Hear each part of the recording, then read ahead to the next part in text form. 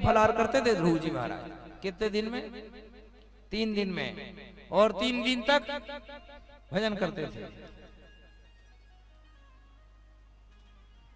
1 महीने ऐसे ही भजन करा है। 3 दिन में एक बार फलाहार ले लेते, और फलाहार माने साबूदाना नहीं, फल। पेड़ पौधे में जो जिस ऋतु का जो फल हो गया वो ले लेते थे। देखो भजन की कितनी बड़ी शक्ति। 5 वर्ष के ध्रुव को 6 महीने में भगवत प्राप्ति हो गई। ये भजन की शक्ति थी। पहले महीने में 3 दिन में एक बार, दूसरे महीने में 6 दिन में एक बार। ये भजन करने का तरीका है।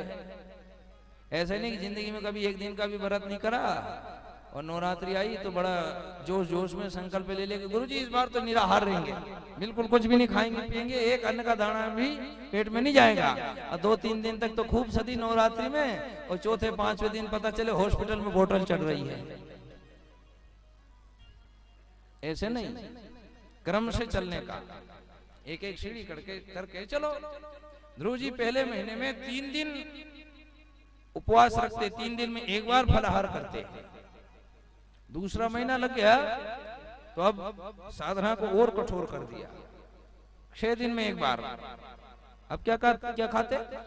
फल नहीं लेते। अब फिर बोले 6 दिन में एक बार पेड़ से जो पत्ते गिर जाते वो पत्ते ही खा लेते, बस 6 दिन में एक बार केवल। 6 दिन में एक बार ऐसे, और भजन चलता रहता। जो गुरुदेव ने मंत्र दिया उसी का जप करते बैठ करके श्री यमुना के किनारे। 6 दिन में एक बार। तीसरा महीना लगा तो 9 दिन में एक बार। बोलो क्या साधना रही होगी इन महापुरुषों की, जिनके आज चरित्र का हम बखान कर रहे हैं, जिनके जीवन की गाथाओं का हम गायन कर रहे हैं, उनका श्रवण कर रहे हैं। क्या अद्भुत जीवन रहा होगा उनका।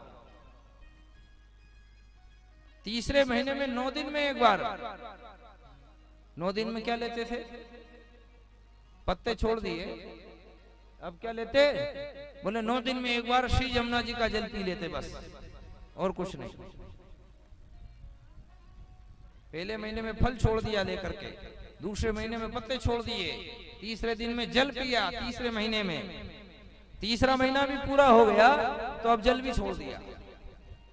अब क्या करते? बोले जो हवा बहती है, हवा चलती ना, ये हवा ही पी लेते, भर लेते भीतर 12 दिन में एक बार। क्या योगिक क्रियाएं थी। ये सब हमारे भारतवर्ष की दी हुई, बाहर से नहीं आई कुछ भी। सब हमारे हैं कि योगियों ने, ऋषियों ने, महात्माओं ने, तपस्वियों ने सब दिया है। हजारों हजारों वर्ष बैठ करके महात्मा भजन करते थे। किसके बल पर? योग साधना के बल पर। क्या संयमी जीवन था उनका। हम लोगों का जीवन क्या इतना संयमी थे? साल भर की तो बात छोड़ो, किसी की रोज की दिनचर्या ही देख लो महाराज।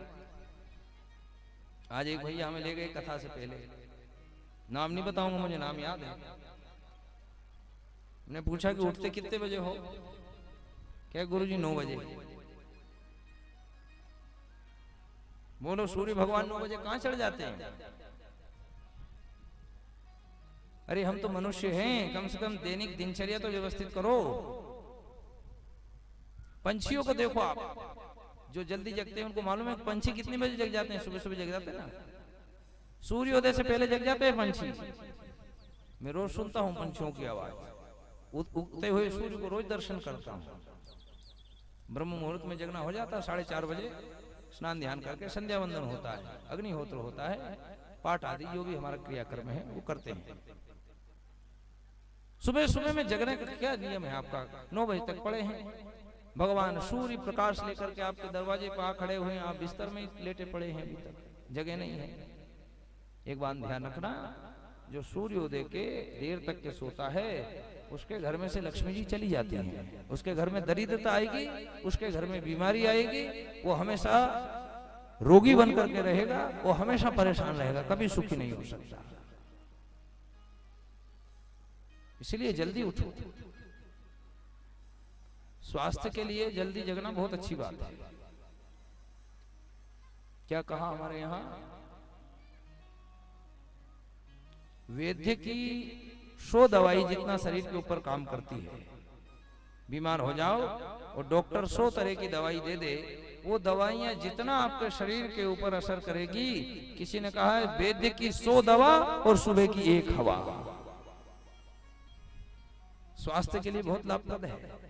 इसलिए जिनको डायबिटीज हो जाती हैं, सुबह सुबह घूमते, डॉक्टर कहता सुबह सुबह घूमना है, 3 kilometre 4 kilometre daily morning walk करना। घूमते कि नहीं घूमते? ये हमारे बड़े बुजुर्ग सुबह सुबह पहले जल्दी से जो भी पशु रखते थे, गाय बैल आदि लेकर के चले जाते जंगल में। इनका घूमना फिरना, सुबह की हवा लेना सब वैसे ही हो जाता था, इसलिए इनको प्रायः बीमारी नहीं आती थी। क्या कहते थे, महाराज 90 साल की उम्र हो गई पर आज तक एक गोली नहीं खाई।